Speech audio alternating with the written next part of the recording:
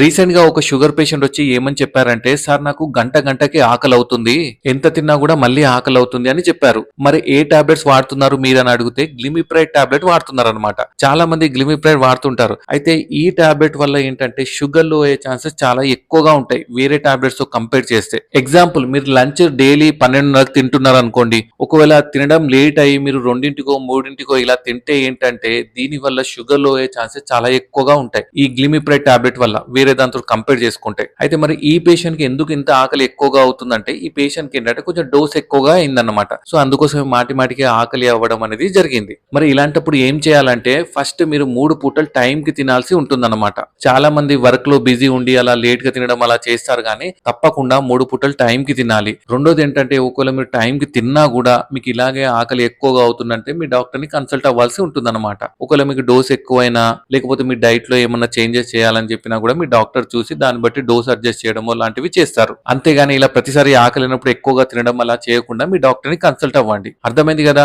మరి మీరు కూడా ఎప్పుడో ఒకసారి ఎక్స్పీరియన్స్ చేసే ఉంటారు కదా గ్లిమిప్రైడ్ టాబ్లెట్ వాడినప్పుడు. అది కింద కామెంట్ లో చెప్పండి. Thank you.